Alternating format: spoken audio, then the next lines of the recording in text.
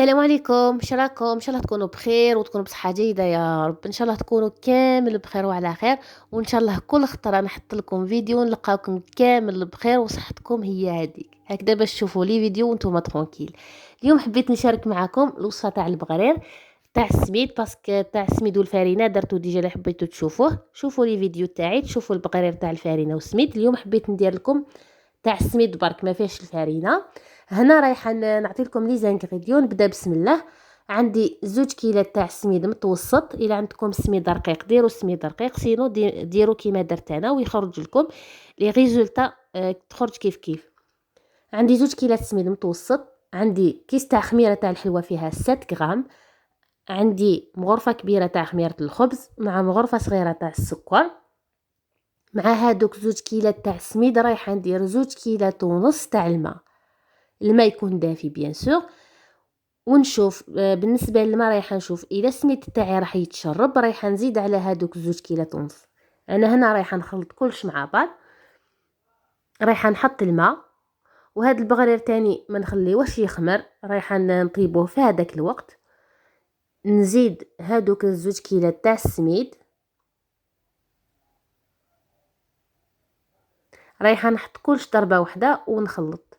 نزيد هذيك الخميره تاع الحلوه، قلت لكم كيس تاع خميره فيه 7 غرام. ومن بعد نزيد هذيك المغرفه كبيره تاع خميره الخبز مع مغرفه صغيره تاع السكر. هنا رايحه نخلط كلش مع بعض ونشوف الا رايحه نزيد الماء ولا لا، على حساب السميد. اذا كان السميد يتشرب رايحه نزيد، اذا ما يتشربش رايحه نحبس على هذوك 2 كيلات ونص.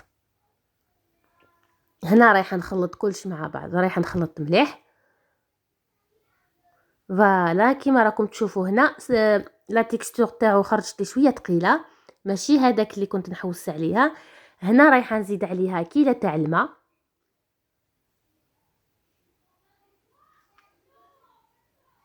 لازم القوام تاع الخليط تاعكم ما يكونش ليكيد بزاف وما يكونش ثقيل بزاف. هنا زدت قيس كيله كيما قلت لكم. رايحه نزيد مغرفه تاع الملح، مغرفه صغيره تاع الملح باش ما يجونيش صامتين. فوالا رايحه نعاود نخلط مليح.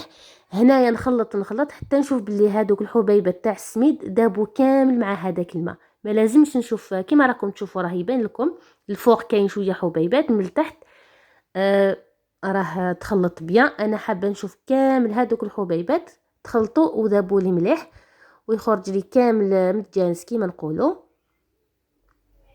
لازم الخليط تاعي لازم السميد تاعي يذوب مليح باش يعطيني نتيجه مليحه.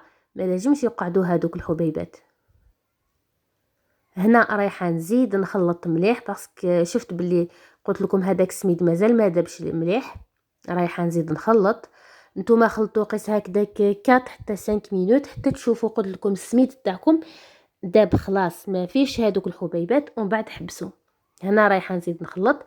اون بليس ميم لا كولور تاعو رايحه تولي كلير. في الاول لا كولور تاع السميد تكون شويه جون شويه صفراء، مي كي تخلطوه مليح تولي كلير.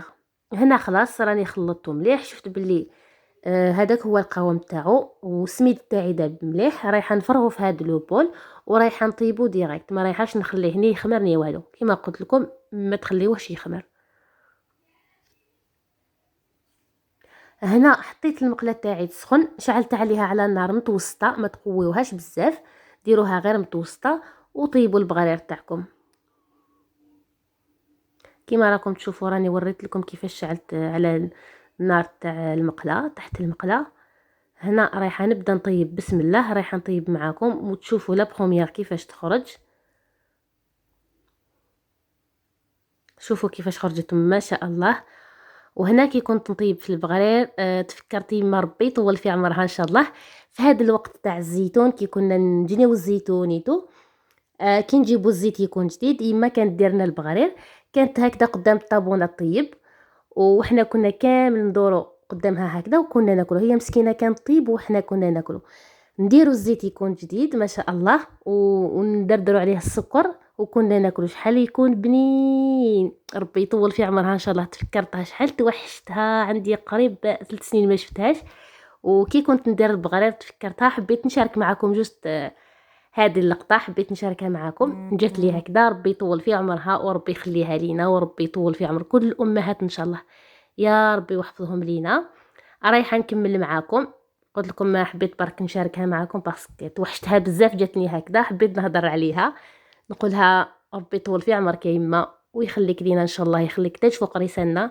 هنا كيما شفتوا كملت طيبتهم كامل بهذيك الطريقه. شوفوا خرجوا ما شاء الله. هادوك 2 كيلات صغار ما يخرجوا لي لا كونتيتي لاباس بها. شوفوا هنا راني درتهم كامل هكذا، شوفوا كيفاش يخرجوا، خرجوا مثقبين ما شاء الله. ان شاء الله تجربوا الوصفه، الوصفه ناجحه كما قلت لكم. ديروا كونتيتي صغيره راح دارت لنا كما قلت لكم ما شاء الله كونتيتي لاباس بها. فوالا شوفوا هنايا. ان شاء الله تعجبكم الوصفه تاع اليوم وتجربوها وتاكلوها ان شاء الله بالصحه والراحه. واذا جربتوها قولوا لي في لي كومونتير، قولوا لي جربتوا الوصفه تاع البغرير تاع اليوم. ان شاء الله تعجبكم. سلام.